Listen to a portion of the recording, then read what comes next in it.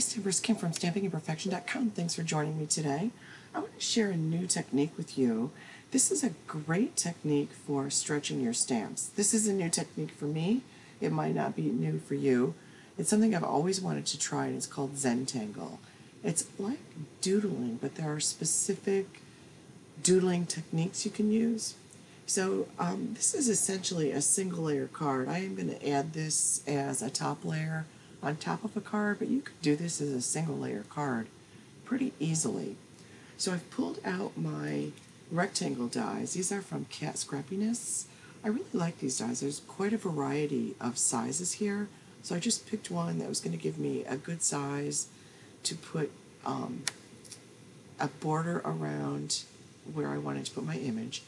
And I'm taking a class at Altenew Academy on Zentangle techniques, and the instructor used her rectangle dies to create a frame like this.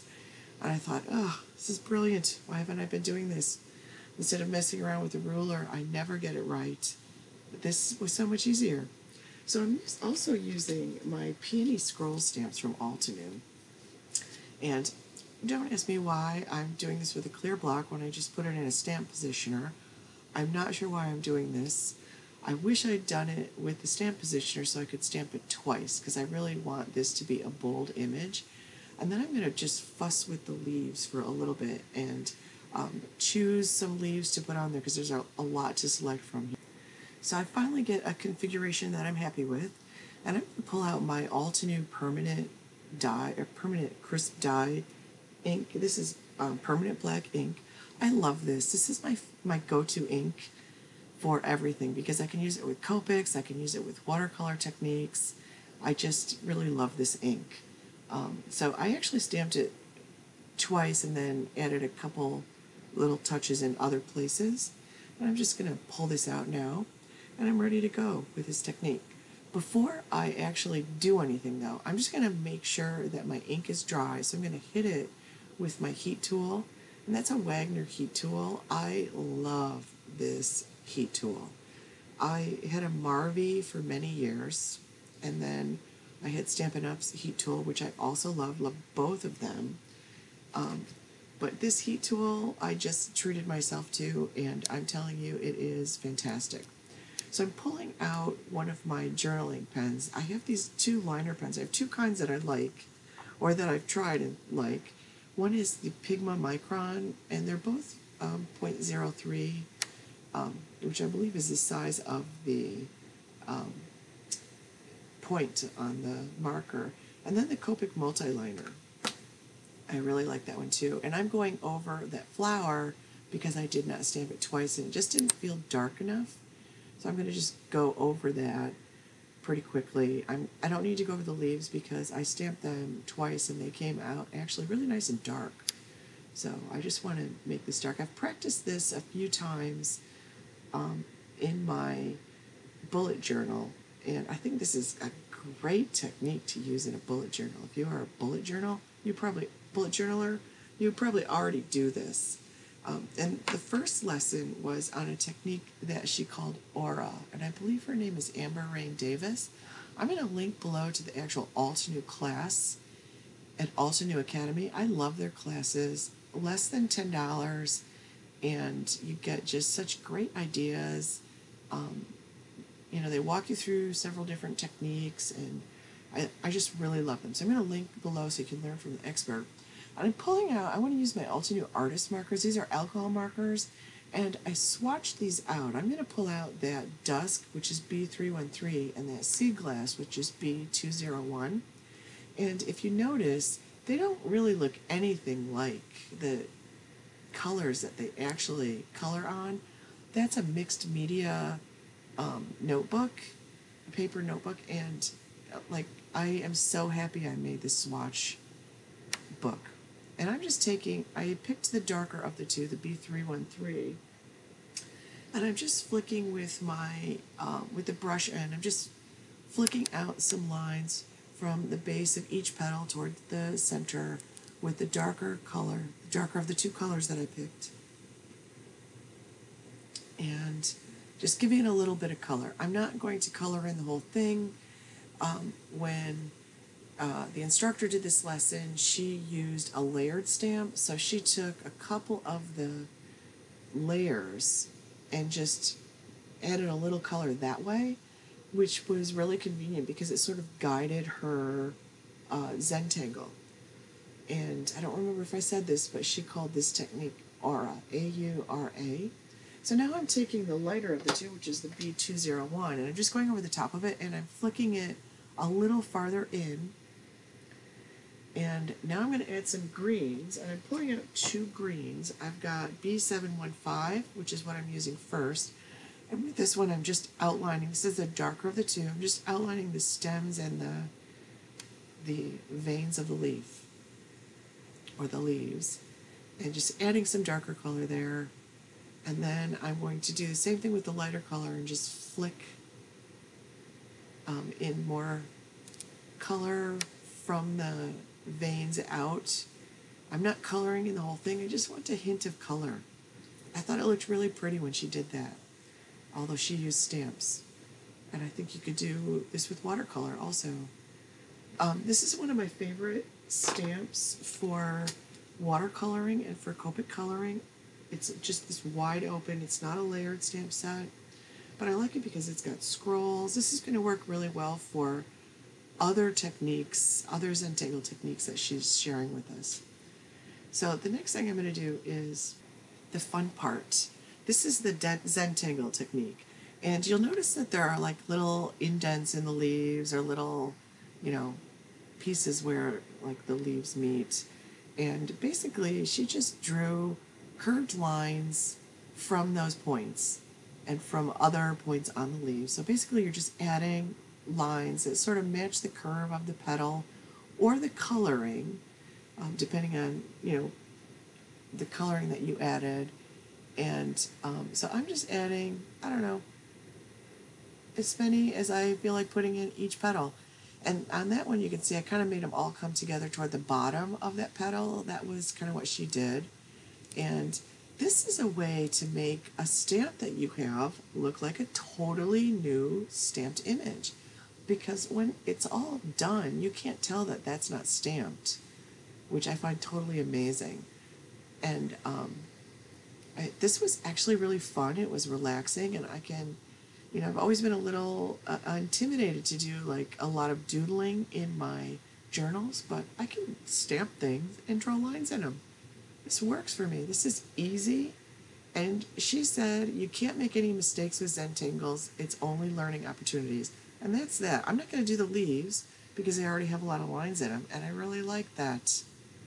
So you can also use your liner marker to extend like the stems of the leaf sprigs, so it looks like they're not just starting in midair. So I'm going to put my my die frame, my rectangular die frame back down, and now I'm going to go over it with the multi-liner. So this is so much easier than pulling out my T-square ruler. Why have I not been doing this? I just can't believe, why didn't I think of this? This is so simple. More tracing, that's what I need to do. I need to simplify. So I'm just trying to keep it straight. And the one thing you have to be careful of, like when I got these are the kind that you have to cut apart. So there's always a little like part that sticks out. And you can see I got a little, nudge there where it stuck out. So just be aware that if you had to snip your dies apart, you want to look for any, of those raised tabs as you're tracing that, because that could leave a little crooked part. So the next thing, I'm doing a drop shadow, and I'm using WG05, which is one of my darker warm gray markers, and I love this technique. And I learned this from an alt-new class also taught by Kelly Latavola, who is one of my very favorite Copic colorists. And she showed us, she did this class on one-layer cards, and she did this drop shadow technique. She boldly chooses a dark, dark gray, and I'm telling you, WG05 is a bold dark gray for me, so this is a brave choice. but the darker you go, the better it looks and the more dimension it gives you card. Now I'm just outlining the left and the bottom edges of my images. I'm going to do the same thing along the side, and it's not getting straight, but you know what? It doesn't really matter. It doesn't have to be perfect. I'm making this card. I named my business Stamping Imperfection for a reason, and I'm just embracing imperfections here.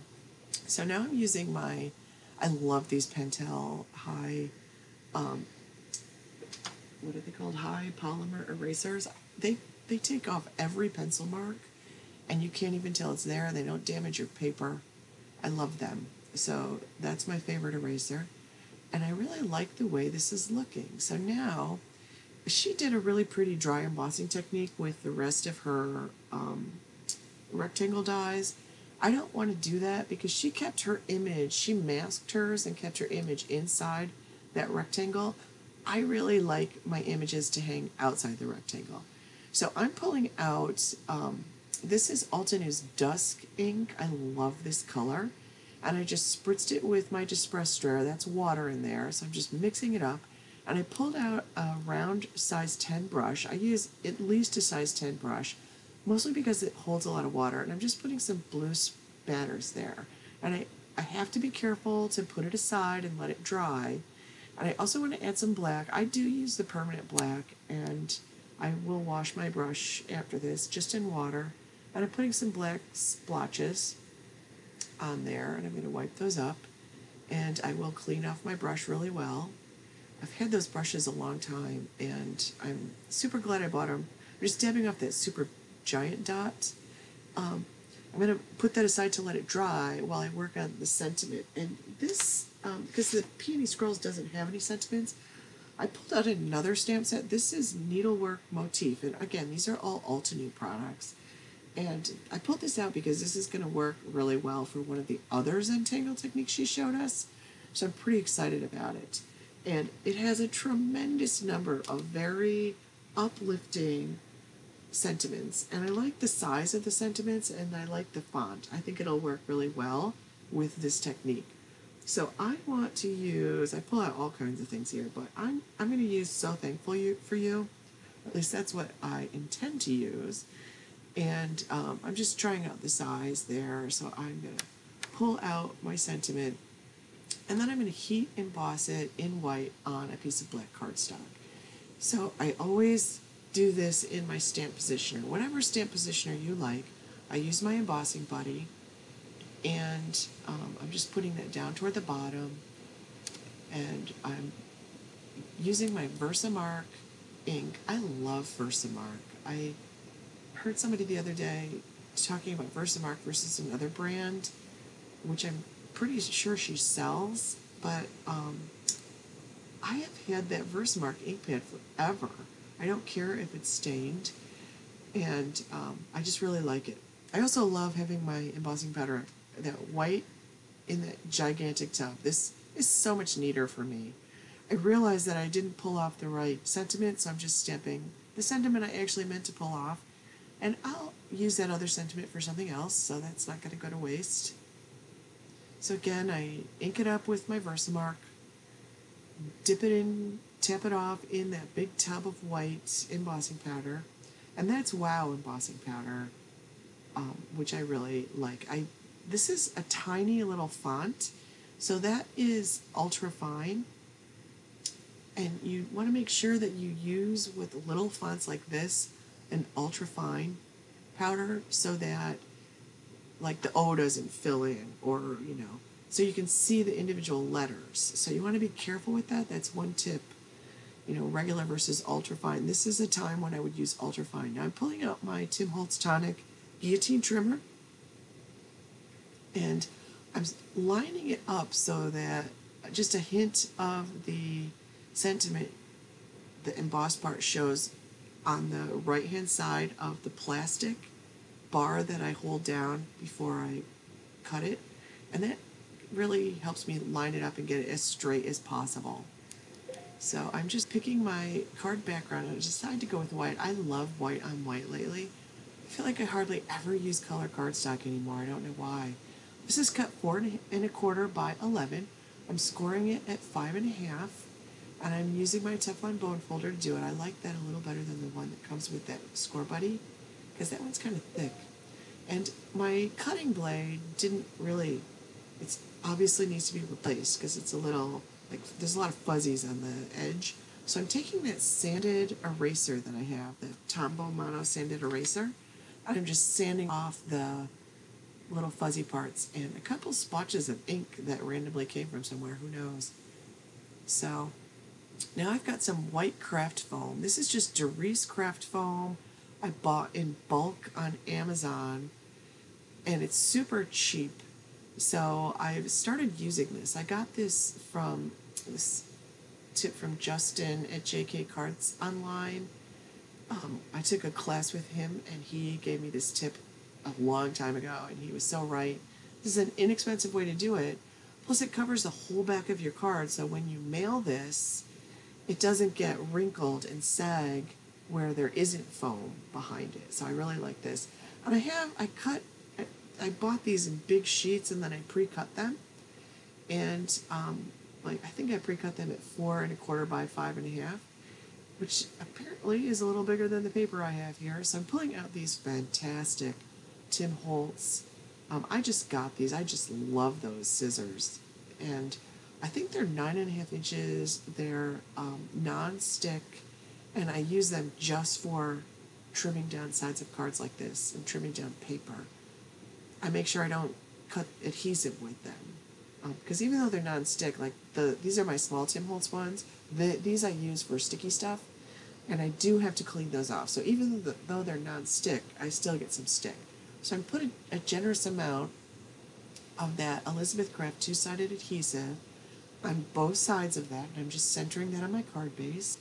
And now I'm going to trim down my sentiment strip and fit it onto where I want it to go. And then I'm going to use some 1/4 inch 3M foam tape. And this is pretty thin foam tape compared to the 1/2 inch stuff that I usually use. But actually is this a 1/4 inch? Yeah, it is. Yep, it's 1/4 inch. So I'm putting that on the back and just trimming it down, making sure the adhesive doesn't show. And then I'm just going to attach that to the top of the card. And I'm lining it up with the card edge. And all I want to do now is add some seeds.